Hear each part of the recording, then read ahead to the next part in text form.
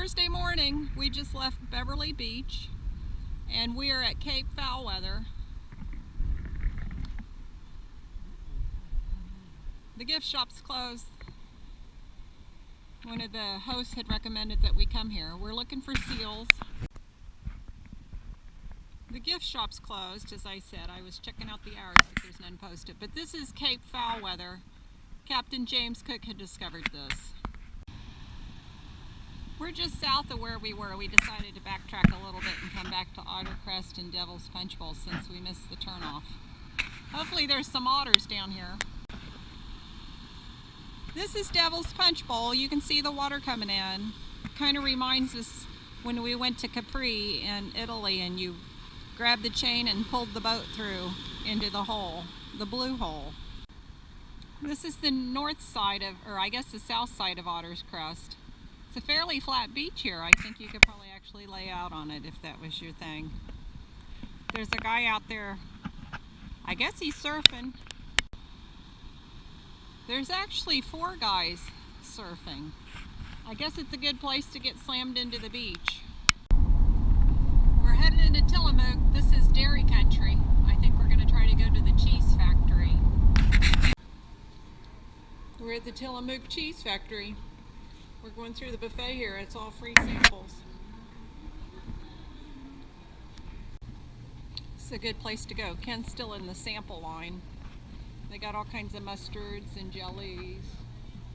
They got chips. And of course, cheese and ice cream. This is the observation area. But there's a big building in the back and I have a feeling that's where most of it's going on. I think this is where they make all the ice cream. Now I'm thinking this is where they make the cheese. Those are huge cheese blocks coming up the line. These are some of the old cheese making equipment, like the separators. That's a cheese cutter. Cheese we saw before, they're now in boxes, 42. You can see the big blocks in the back, the 40 pounds, and then they cut them into the smaller, I think they're 2-pounders. That's the big building in the background. I think that's where most of it's done. And that's the Tillamook cheese. Welcome to Cape Mears. We came out to see the lighthouse.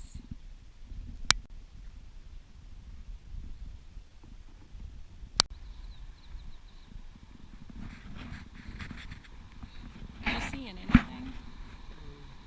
He sees birds. Here's the lighthouse from up on high. More beautiful blooms. And here's the lighthouse from down on low. I think we get to go inside of it.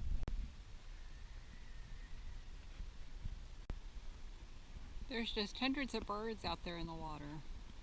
This sign talks about the different ones. This is the shortest lighthouse in the U.S. You get to walk up into it. You can see the lens and everything.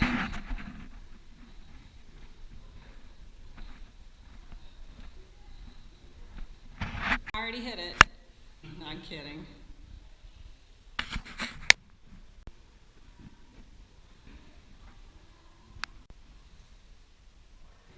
That's Ken. I thought he'd beat me after. She stopped at the restroom.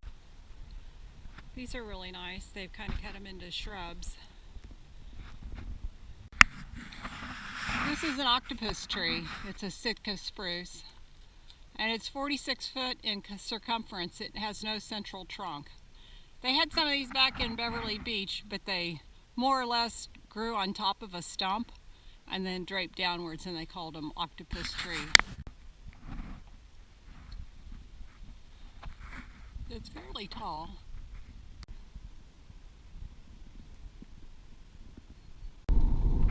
We're back to our breath of fresh air. I won't even roll the windows down for you.